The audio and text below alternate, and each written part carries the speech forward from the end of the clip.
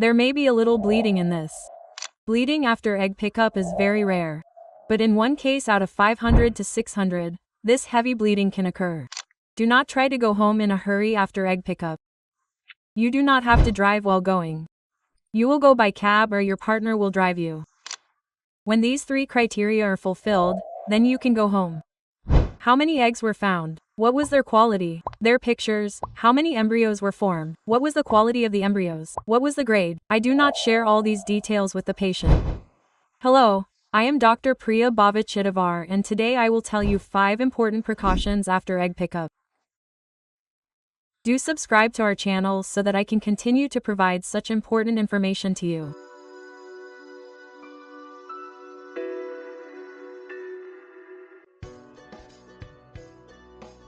The process of egg pickup or ovum pickup is a very small procedure and is almost painless procedure because it is done under a short anesthesia.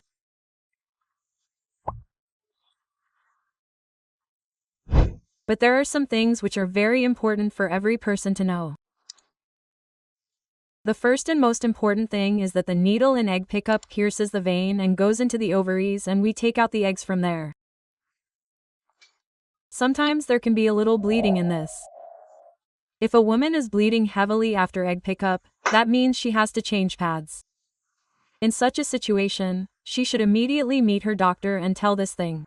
Bleeding after egg pickup is very rare. But this heavy bleeding can happen in one case out of 500 to 600. The second and very important thing is that after egg pickup, you should stay in the hospital for at least 4 to 6 hours. Egg pickup usually happens in a conscious session. The medicines used in the conscious session are reversed very quickly. That means the patient regains consciousness quickly, but it takes 4 to 6 hours for all the drugs to be excreted from the body. Do not try to go home in a hurry after egg pickup. Stay in the hospital under medical supervision for at least 4 to 6 hours, and after that you can go home. While going home, you do not have to drive. Either you will go by cab or your partner will drive you. You have to take care of this. The third very important thing is that you will go home only after passing urine. And that is why you should pass urine. You are not bleeding much. You are able to tolerate food. When these 3 criteria are fulfilled, then you can go home. After egg pickup, very rarely patients have bloating, feel like vomiting, sometimes breathlessness, swelling in the legs. If there is such a condition, then you should go to the hospital immediately. We call this a warning sign. And although egg pickup is very safe, but it has some risks like ovarian hyperstimulation syndrome. Ovarian hyperstimulation syndrome occurs in patients who have more follicles, in which the size of the ovaries is large and in whom HCG trigger has been given. The first symptom of OHSS is bloating and vomiting. So whenever a patient is having these symptoms, he should immediately go to the doctor.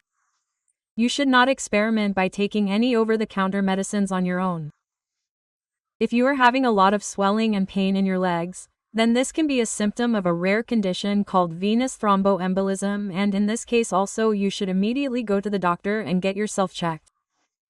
After egg retrieval, the clinic starts you on some medicines. In most cases, these are progesterone medicines which will support the embryo in the future. Although most of the transfers nowadays are frozen embryo transfers. But still in some cases we do fresh embryo transfer. That is why after egg pickup, discuss with the clinic staff about the medicines you need to take. What should be their dose and at what interval you need to take them, and this is very important for you because if you are going to have a fresh transfer, then these medicines will support the pregnancy and will help you in getting a good result. The last and very important thing that patients often miss is the complete details of the entire procedure.